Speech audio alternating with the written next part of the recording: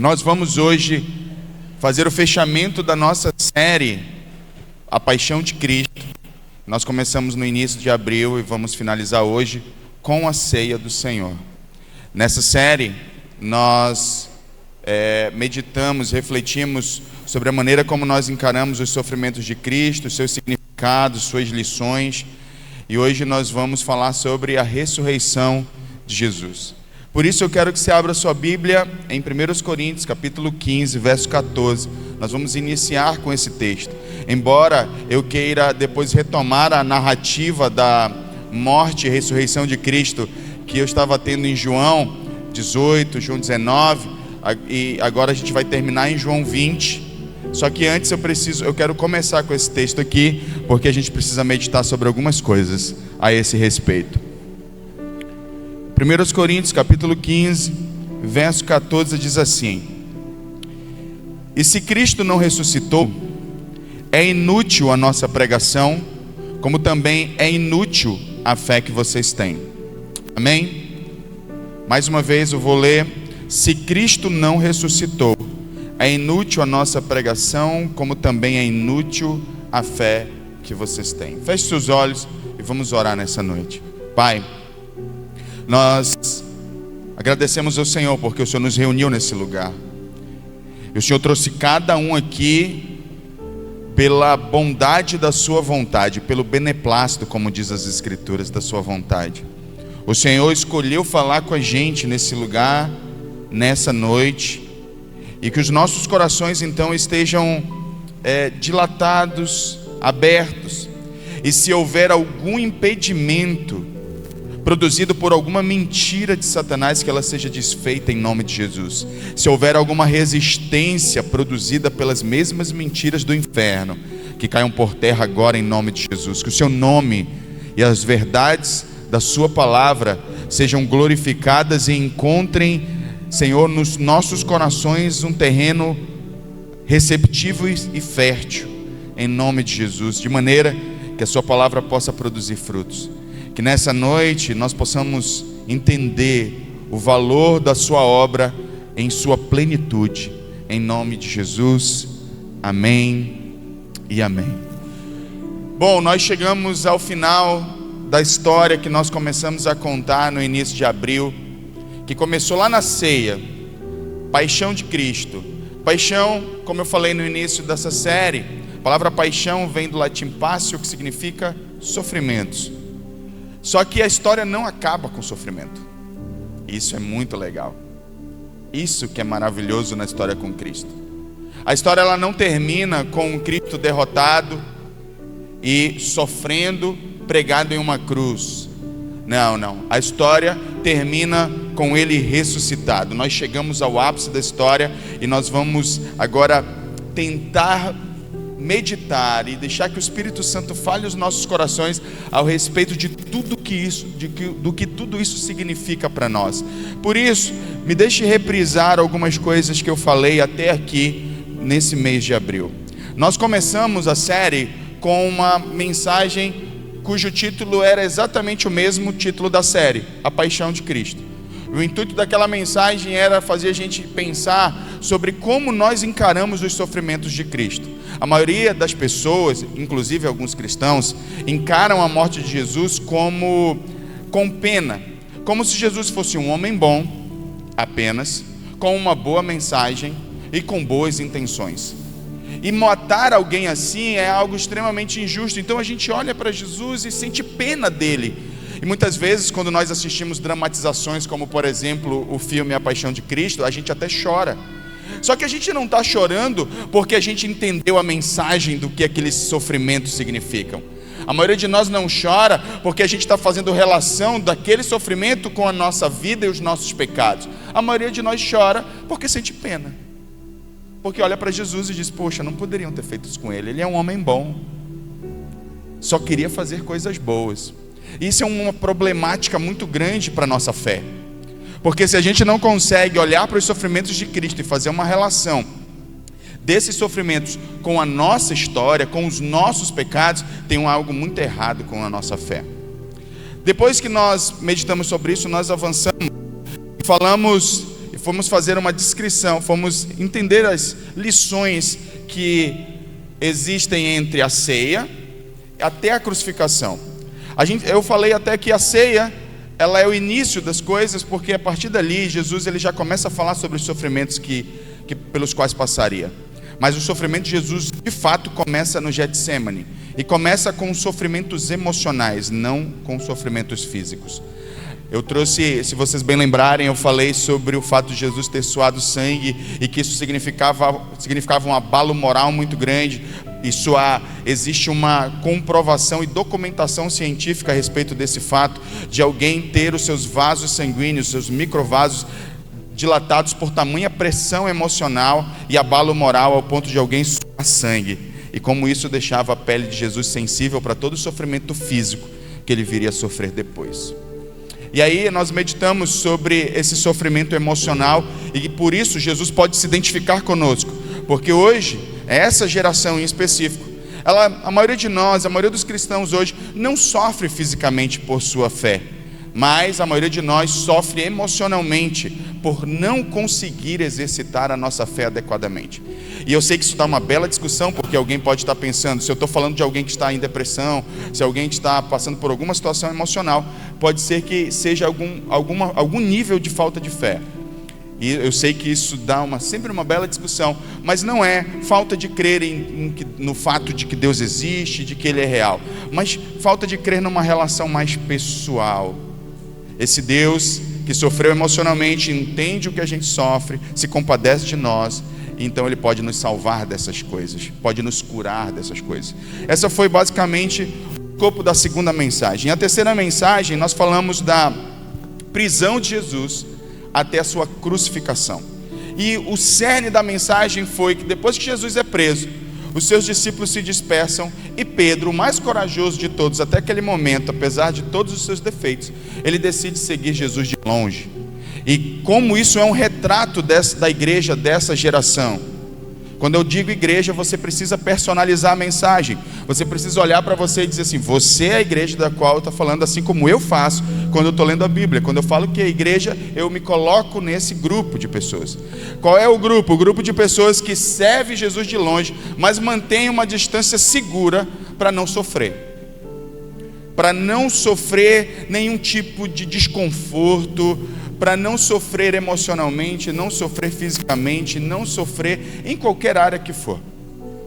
E aí nós caminhamos nessa linha até o momento em que Jesus é crucificado, e falamos sobre os significados de três coisas que Jesus falou na cruz.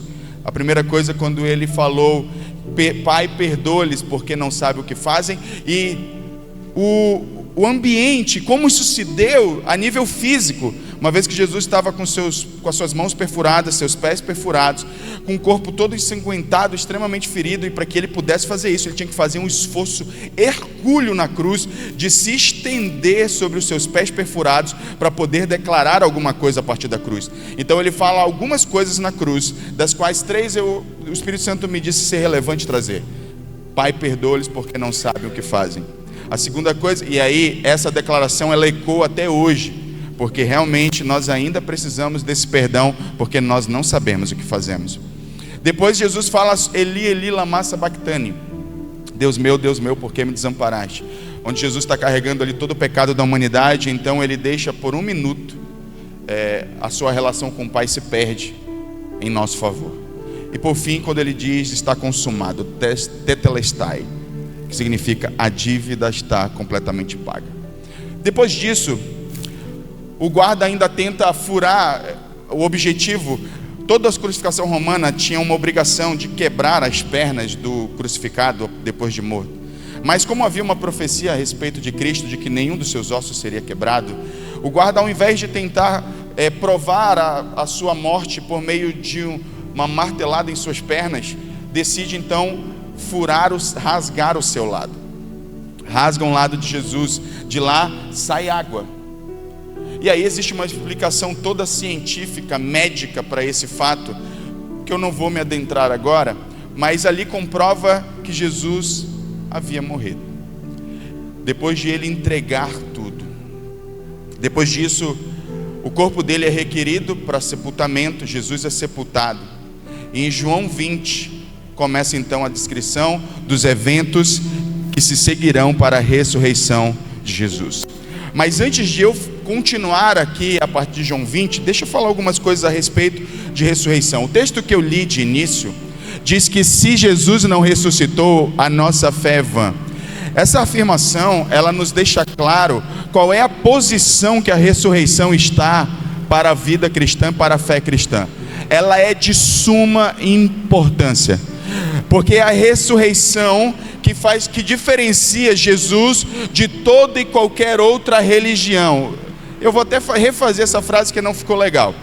Diferencia Jesus de todo e qualquer outro falso profeta, falso líder, falso Messias, porque Jesus, dentre todos daqueles que um dia declararam-se porta-voz de Deus, declararam-se Deus, ele foi o único que ressuscitou. Por isso, e é a sua ressurreição quem valida todos os sofrimentos que Cristo passou anteriormente. Porque pense comigo, quando inclusive depois da ressurreição lá em Atos, os apóstolos estão pregando e eles decidem ser presos, mas Gamaliel, ele decide falar alguma coisa, decidem matar os apóstolos, e Gamaliel, um líder fariseu muito influente, ele decide dar um conselho para aqueles que estavam tentando matar os apóstolos, dizendo assim: não matem eles, porque antes deles já vieram outras pessoas. E ele cita lá um cidadão que levantou 400 pessoas, mas morreu. E com a sua morte vai sua mensagem, com a sua morte vai a sua causa, mas com Cristo isso não aconteceu. Por que não aconteceu? Porque Ele ressuscitou e Ele está vivo. Nós não servimos a um Deus morto que está pregado na cruz. Nós servimos a um Deus vivo. Ele está vivo e Ele está aqui nesse lugar. Aqueles que creem glorificam o nome do Senhor. Aleluia. Então nós temos na crucificação, na ressurreição, a validação de que todo o sofrimento que Jesus passou era para pagar a nossa dívida. Tinha um propósito espiritual. Caso contrário, seria só mais um homem bom, sofrendo por uma boa causa, como é a maneira que nós normalmente enxergamos essas pessoas, os mártires da vida. Boas pessoas, com boas causas, e que morreram, e fim, acabou. Mas não acontece isso com Jesus. Jesus ressuscita, e a ressurreição é a nossa vitória. A ressurreição de Cristo é a nossa vitória. Na semana passada, se vocês lembrarem, eu falei que existe um perigo de a gente falar só da ressurreição sem levar em conta os sofrimentos de Jesus. Por quê? Porque isso nos torna triunfalistas. É aquele tipo de cristão que só gosta de pegar a parte boa do evangelho. A parte ruim ele evita, ele foge, ele negligencia, mas quando é a parte boa, ele se apega, ele declara para todo mundo a sua fé quando se trata de coisas boas. Entretanto, eu não posso negar que a ressurreição é a nossa vitória. É aquilo que Jesus valida e referenda tudo que Jesus conquistou na cruz por nós. Por isso, nós temos que olhar dessa maneira assim, como Jesus, como a ressurreição, sendo o ápice da obra de Cristo em nosso favor, e por isso também ser o ápice daquilo que Deus pode fazer em nossa direção. Então nós temos que nos apegar a esse fato. Muitas vezes nós estamos no mês da Páscoa e nós falamos muito de celebração, de celebrar a Páscoa. Foi semana passada, normalmente inclusive nós ceiamos nesse dia, mas esse ano o Senhor me deu outra direção e decidimos deixar a ceia para o final do mês. E sempre é com festa, né? Uau, Jesus ressuscitou. Só que a gente não entende ainda o significado disso. Sabe por que existe Páscoa? Porque tem juízo. Só tem ressurreição porque teve morte. Agora a pergunta é: por que teve morte? E por que havia juízo? Se a gente for voltar à gênese da Páscoa, para o povo judeu, a Páscoa judaica. A Páscoa judaica é a primeira Páscoa. A Páscoa judaica não é a nossa Páscoa. A nossa Páscoa é Cristo. A Páscoa judaica, como está lá em Êxodo. O que aconteceu em Êxodo? Deus resolve libertar o seu povo, e resolve então fazer isso enviando 10 pragas contra uma nação idólatra, mandando juízo sobre todos os deuses daquela nação. E aí o que acontece na última praga? Deus decide matar todo o primogênito do Egito. Só Deus então decide fazer uma diferença entre os israelitas e os egípcios. E a diferença seria que eles teriam que pegar um cordeiro, guardar esse cordeiro na casa dele por 14 dias, depois do 14º dia imolar o cordeiro, pegar o sangue desse cordeiro perfeito e passar nos umbrais da sua porta. A diferença seria então que a palavra Páscoa, que é peça e significa passar por cima, significa que quando o anjo da morte viesse para matar todos os primogênitos, se não houvesse um sangue nos umbrais da porta daquela casa, esse primogênito morreria. Sabe o que é interessante nisso? Porque não é a virtude dos moradores da casa que salvam o primogênito daquela família, não é a lista de coisas boas que aquelas pessoas fizeram, não é o quanto de esmola eles deram, não é o quanto de bondade fizeram ao próximo, é o sangue que faz a diferença.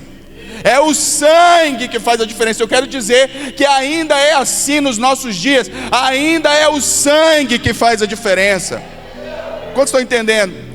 Sem o sangue há um juízo, há uma morte reservada para nós. Então significa dizer que quando nós paramos para celebrar a ceia, nós estamos inclusive, de acordo com a ordenança bíblica, lembrando a morte do Senhor até que Ele venha. Só tem ressurreição porque alguém precisou morrer para que um juízo, para que a ira do juízo de Deus fosse aplacada. Agora, a pergunta é: esse homem que morreu merecia morrer?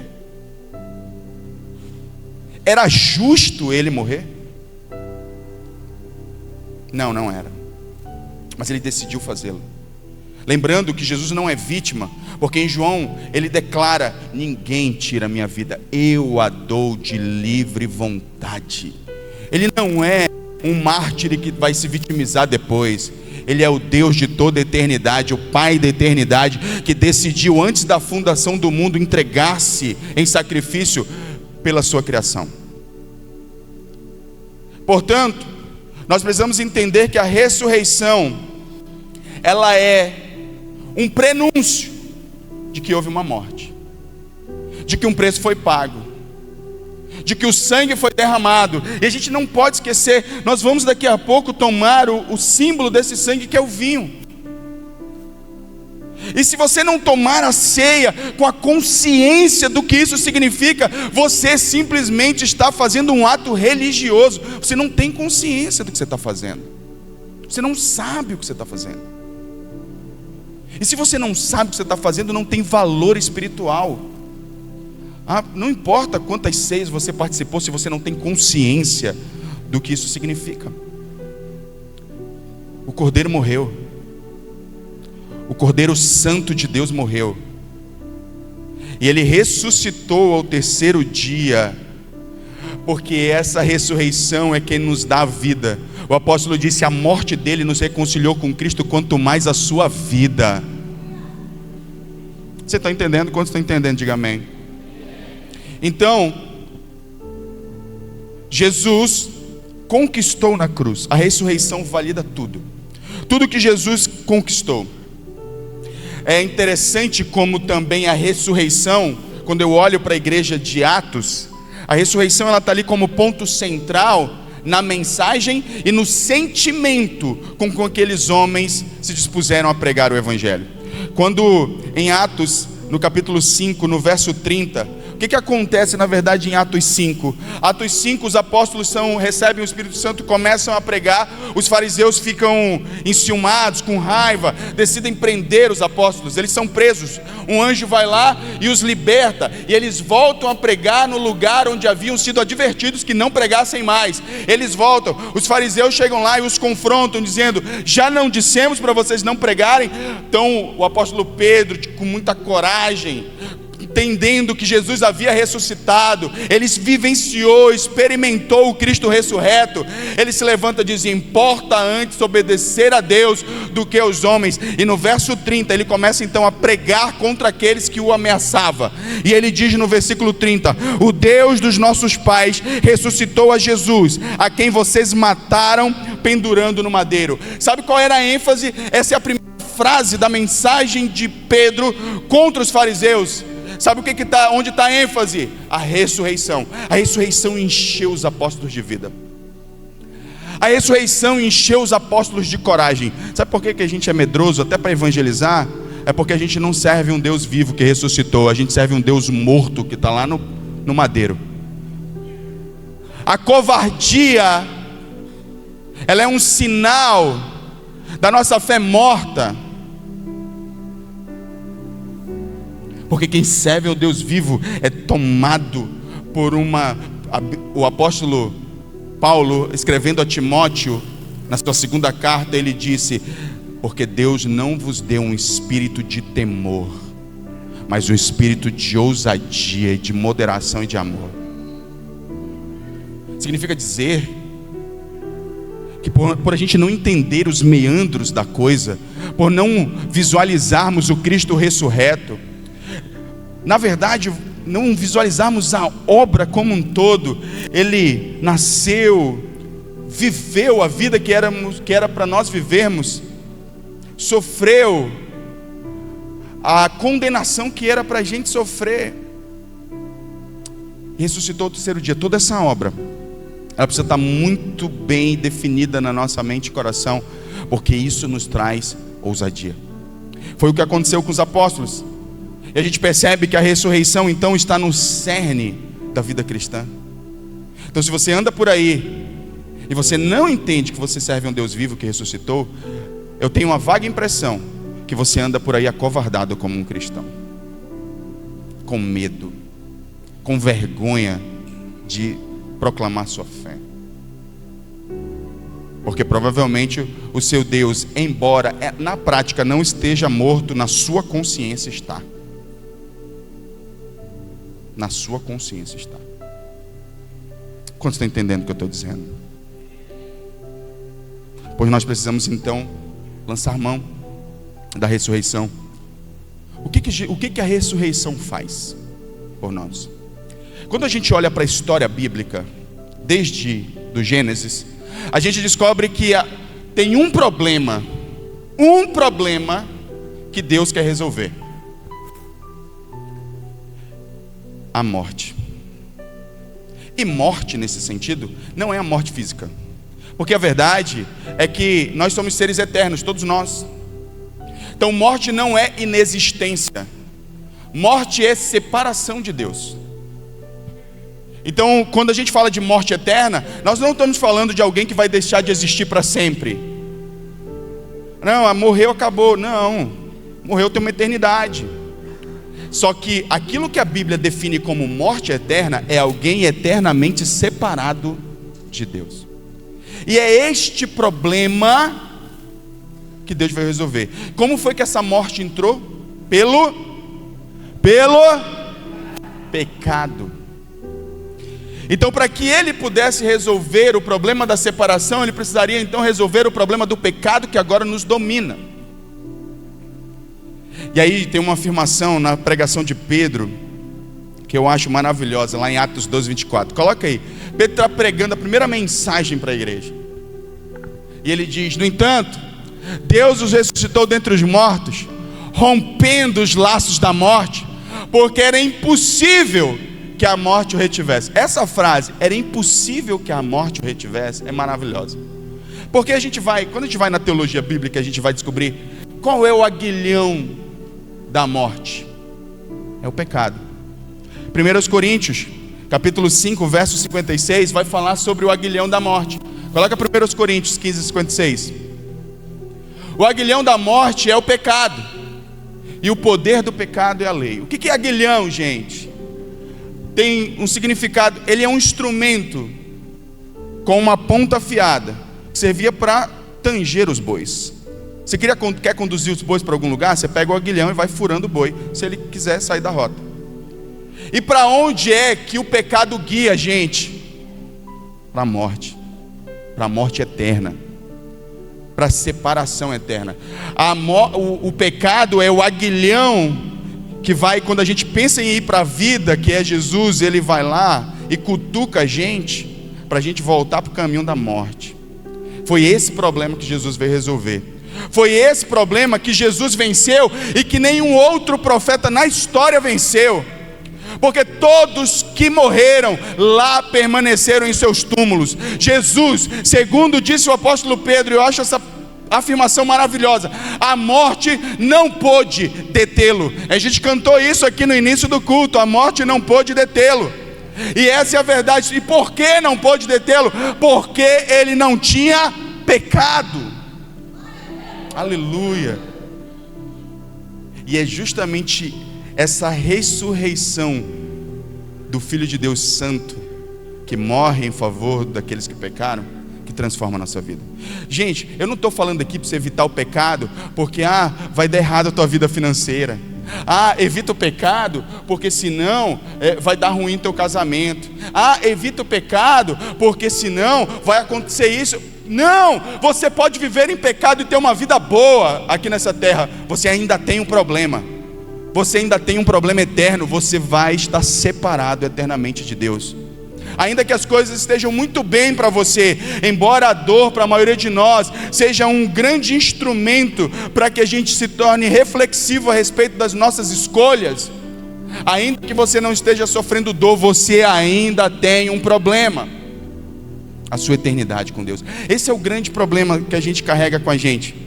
Por quê? Porque a gente evita o pecado à medida que esse pecado nos traz prejuízo nessa terra. A maioria de nós não pensa no prejuízo eterno que o pecado traz, pelo qual Jesus ressuscitou. Ele ressuscitou para nos livrar da morte eterna. Da morte eterna. Todas as outras coisas e os outros benefícios, eles são reais também. Porque Ele é Pai. Inclusive nós vamos falar sobre isso hoje ainda. Mas é importante que não se perca de vista que o motivo principal é nos dar vida eterna. Se você ainda é escravo do pecado, o apóstolo Paulo, ele faz lá no livro de Gálatas uma relação de listas de pecado: imoralidade, prostituição, facção. E tem cristão que está vivendo essa lista. Está vivendo essa lista na íntegra, alguns. Mas a que fala do fruto do Espírito, não tem.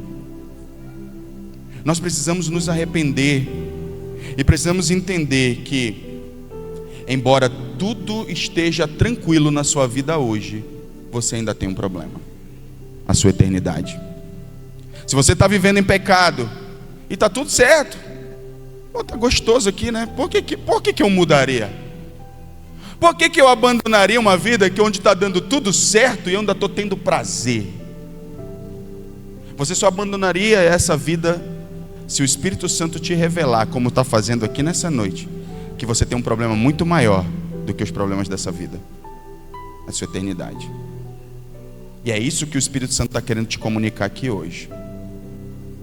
Você que já serviu a Jesus um dia, você está afastado dos caminhos do Senhor, volta para Jesus. Reconcilie-se com Ele. Você que nunca confessou Jesus como seu Salvador, confesse hoje Jesus como seu Salvador, porque Ele te trouxe aqui com esse propósito: te salvar. Você não veio aqui porque você decidiu, você veio aqui porque Ele decidiu te trazer aqui, para que você ouvisse essa mensagem, para salvar você. Pois bem, a partir desse ponto que a gente entendeu a importância, pelo menos, obviamente eu não tenho intuito nem tempo para esgotar o assunto, mas aquilo que o Espírito Santo me trouxe de relevante para a gente aqui sobre a ressurreição, sobre os aspectos teológicos da ressurreição, digamos assim, eu trouxe para você. Agora eu queria retomar a narração a partir de João 20. Em João 20, no verso 1, diz que Maria está no primeiro dia da semana, lá no túmulo de Jesus. Qual é o primeiro dia da semana, gente? Domingo, hoje. Num dia como esse, só que mais cedo, primeiro dia da semana, Jesus, ele é crucificado na sexta, e aí domingo Maria está lá, aos pés, lá no túmulo, e não encontra Jesus. E aí nós vamos ver todo o decorrer da narrativa. Maria avisa os discípulos vão correndo, depois disso eles chegam lá, testemunham que Cristo não está lá, vão embora, Maria fica. Aí Maria está chorando, então 2 anjos falam com ela, depois o próprio Senhor se manifesta a ela, falando: Maria, por que choras? E aí no verso 17 tem uma coisa muito interessante. Coloca João 20:17. Depois que Maria percebe que é Jesus quem está falando com ela, porque a priori ela não percebe, Jesus disse: não me segure, pois ainda não voltei para o Pai. Vá, porém, aos meus irmãos e diga-lhes: estou voltando para o meu Pai e o Pai de vocês, para o meu Deus e o Deus de vocês. As primeiras palavras de Jesus ressurreto, fora o diálogo que ele teve com Maria, são essas. E elas são bem significativas. Primeiro, eu queria só fazer um adendo. Aqui, Jesus ainda não tem um corpo glorificado que João viu em Apocalipse. E é por isso que ele diz: ainda não voltei para o Pai. Mas depois disso, ele diz: vá, porém, aos meus irmãos. Agora, ele ressuscita e ele faz uma afirmação: vá aos meus irmãos. Ele já havia chamado os discípulos de amigos, de discípulos, mas ainda não havia chamado eles de irmãos. E aí ele diz na sequência: estou voltando para o meu Pai e o Pai de vocês. Jesus sempre chamou Deus de Pai, mas agora ele está afirmando que não é só Pai dele, é Pai dos seus discípulos também. Aqui a gente tem revelado o que Jesus conquistou na cruz. Ele está falando, ele está afirmando o que ele conquistou. Sabe o que ele conquistou para nós? Filiação. Agora, nós não somos servos de Deus apenas, nós somos filhos de Deus. E isto é extremamente significativo, porque o servo não sabe o que o seu Senhor faz. Sabe, nós somos filhos, e isso fala de intimidade e acesso.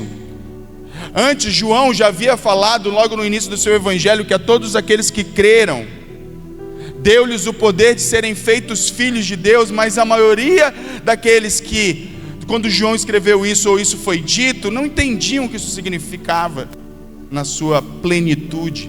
Nós sabemos o que Jesus, a sua ressurreição, quando Jesus ressuscita, ele traz para a gente a filiação. Nós somos filhos. Isso, se você não entende o significado disso, isso daria uma pregação, mas eu quero pontuar só uma coisa. Isso deve mudar a forma como você se relaciona com Deus. Não mais com medo, não como alguém que tem que atender a uma série de regras para ser aceito. É como alguém que já foi aceito, que Deus ama e está aberto para uma relação de intimidade. Então, isso é extremamente significativo.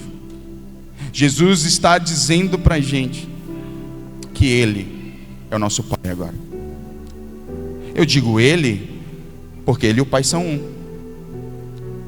Então nós temos um Pai. Você não é órfão, você não está abandonado nesse mundo, você não está largado nessa vida. Você tem um Pai, e esse Pai te ama. E aí eu volto para aquela mensagem, da segunda mensagem, onde nós falamos sobre todos os problemas emocionais que Jesus sofreu. Você sabe qual foi a âncora dele? Saber que o Pai era bom.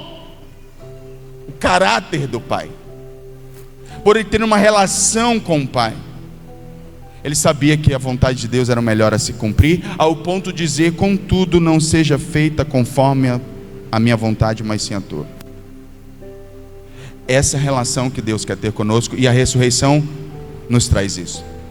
Na sequência desse fato, Jesus, depois de dizer isso a Maria, os discípulos vão estar reunidos, e ele vai aparecer aos discípulos.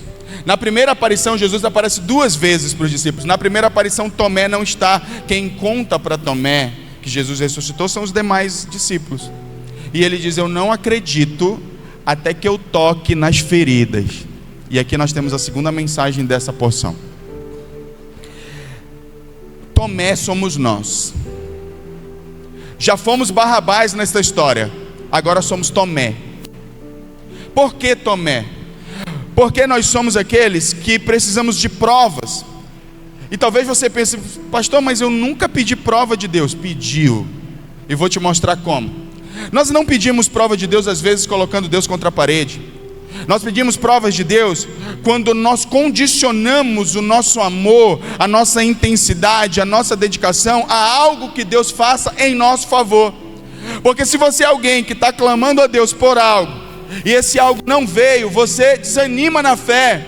E quando você desanima na fé, você está nas entrelinhas dizendo: eu não acredito que Ele é Deus. Afinal de contas, eu estou orando e Ele não me ouve. Isso é ser Tomé. É bem semelhante ao que Tomé fez. Vocês concordam? Sim ou não? É bem semelhante. Então, qual é a verdadeira fé? Eu sempre gosto de usar Sadraque, Mesaque e Abednego como exemplo da verdadeira fé. Que eles são ordenados a se ajoelharem diante da estátua de Nabucodonosor, e eles, com todo respeito e honra, eles dizem: ó rei, nós não nos ajoelharemos. E ele ameaça: se vocês não se ajoelharem, vou lançar vocês numa fornalha ardente, aquecida 7 vezes mais. E ele diz para o rei: ó rei, nós não nos ajoelharemos, e se Deus quiser nos livrar, Ele vai nos livrar, mas se não nos livrar, ainda assim não nos ajoelharemos. A verdadeira fé, ela trabalha com a possibilidade do não de Deus, e ainda assim continua crendo. O caráter de Deus não muda porque Ele disse não para a gente. O caráter de Deus não muda porque Ele não fez o que a gente queria. Ele continua sendo exatamente o mesmo. Mas quando nós agimos como Tomé, nós precisamos tocar. Por que você acha que a igreja dessa geração, eu vou colocar a igreja entre aspas, ela é altamente manipulável com coisas do tipo: compre a água ungida, compre o lenço ungido de Israel. Porque às vezes um cristão um pouco mais instruído, ele fica perplexo em ver pessoas que creem nisso. Porque a gente precisa de prova, gente. Porque a gente está em busca de prova o tempo todo. Não é por fé. Tanto é que nos versos 25 e 29, bota o verso 25 aí, de João 20, e depois o 29. Os outros discípulos disseram: vimos o Senhor. Bota o 29 logo, eu já falei sobre isso aí. Mas ele diz: até eu tocar, eu não vou crer. A boa notícia é que Ele é bom, porque quando Ele ressuscita, Ele diz: tá bom, Tomé, toca aí. Mas aí Jesus pergunta: só porque me viu você creu? Vamos contextualizar isso aqui pra gente. Só porque eu te dei um emprego você creu? Só porque eu restaurei o teu casamento você creu? Só porque eu curei da tua enfermidade você creu? Quer dizer que só vai haver fé se Deus fizer algo que você quer. Não que Deus não tenha feito nada. Afinal de contas, nós passamos um mês inteiro meditando sobre todo o sofrimento que Ele passou pelo nosso pecado, mas ainda assim nós consideramos que Ele não fez nada por nós. Afinal de contas, Ele ainda não restaurou meu casamento. Afinal de contas, Ele ainda não me curou. Ele ainda não me deu dinheiro. Ele ainda não me deu um carro. Ele ainda não me deu uma casa. Será que não é exatamente isso que Jesus está perguntando para a gente? Só porque agora você prosperou no seu ministério, você creu? Quer dizer, a gente tem que ser um pouquinho mais de Jó. Quando foi questionado recebeu uma sugestão da sua mulher e disse para ele: Jó, amaldiçoa teu Deus e morre. Fala como uma louca. Aceitar-te o bem de Deus com prazer, mas o mal não queres tu aceitar?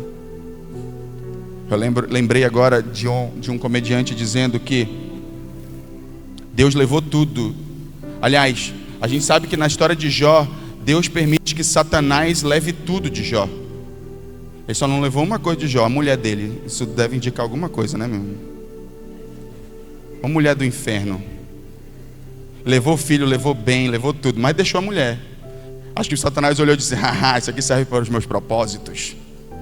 Só pode. Mulher falta sem sabedoria.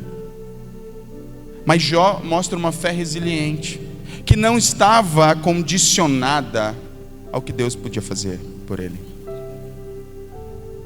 E a sua fé? Jesus está ressurreto. E a gente quer tocar na ferida, nas chagas. Tem gente que é assim, só gosta de tocar nas feridas, gosta de tocar onde dói. Não é esse tipo de fé que a ressurreição quer nos trazer, não é esse tipo de cristão. Então por isso, e eu quero convidar o pessoal do louvor para subir aqui, para a gente já ir finalizando, porque a gente vai proceder com a ceia. Então eu reduzi um pouquinho o tempo da mensagem para a gente não estender muito. Mas a que Deus você serve? Aí eu queria propor, eu quero finalizar essa mensagem de hoje com o trilema de C.S. Lewis. Para quem não conhece, C.S. Lewis propôs o que muitos chamam de trilema. A gente fala de dilema, é quando a gente tem duas opções. É um dilema, ou escolho uma ou escolho outra. Um trilema é chamado trilema porque C.S. Lewis propõe 3 opções a respeito de Jesus. Você vai fazer a sua escolha nesse trilema hoje à noite. Ou Jesus é um lunático, doido varrido, que não falava nada com nada ao se considerar filho de Deus. Ou ele é um mentiroso, e nada do que ele falou saiu da boca dele é verdade. Ou ele é quem ele diz ser. E se ele é quem ele diz ser, você não pode servir Jesus de longe. Você tem que se render aos pés dele, como seu Senhor e Salvador. É simples assim. Eis o trilema. Isso serve para todo e qualquer cristão que está dentro desse lugar aqui. Porque é triste a gente constatar que muitos carregam o nome cristão sem de fato serem. Onde são seletivos a respeito daquilo que vivem, daquilo que obedecem, daquilo que creem. Mas se Jesus, ele é tudo o que ele diz ser, cada parte desta palavra é verdade. E se é verdade, a gente tem que se render a ela por completo. Não tem meio termo. Não tem como dar jeitinho no evangelho para ficar mais fácil, para caber a gente. Tem que ser integral. Tem que ser com tudo. Custe o que nos custar. Ainda que isso custe alguma coisa para a gente. Ainda que isso nos custe algum conforto. Ainda que isso nos custe o nosso ego. Ainda que isso nos custe algum valor monetário. Não importa. Nós temos que segui-lo com toda a nossa alma. E hoje, inclusive para você que é um cristão e que até aqui vinha seguindo Jesus, mas como um profeta, um bom homem, você precisa tomar uma decisão séria a respeito da sua fé. Deus está em busca de homens e mulheres que sejam capazes de entregar tudo. Tudo. Com isso, não se assuste. Embora é inevitável que alguém sinta medo. Eu mesmo cheguei nesse lugar na minha vida cristã e eu dizia que eu morria de medo de dizer para Deus: Senhor, minha vida está completamente na tua mão, porque na minha cabeça, se eu dissesse isso, Deus ia me testar. Só que um dia eu falei para Deus: Deus, se eu não confiar em quem o Senhor é, eu estou perdendo meu tempo aqui com esse tipo de fé que eu estou vivendo. Eu entrego tudo nas suas mãos. Minha vida é toda tua. Tanto que eu estou aqui, virei pastor. Não estou dizendo que todo mundo que fizer isso vai virar pastor, tá? Mas se virar, seja bem-vindo ao time. Será muito bom. Mas o fato é que quando você entregar tudo, você vai ser um cristão, um filho de Deus que faz a diferença nessa terra, que revela Cristo, que entende a sua obra redentora por completo, que é tocado na sua consciência, não por suas emoções, mas pelo seu entendimento da obra de Cristo. e isso lhe transforma de dentro para fora. Isso é sensacional. Para eu finalizar, eu estava vendo um vídeo do pastor John Piper, onde ele vai no ChatGPT e ele faz assim: faça uma oração de 30 segundos aos moldes, aí ele cita um teólogo.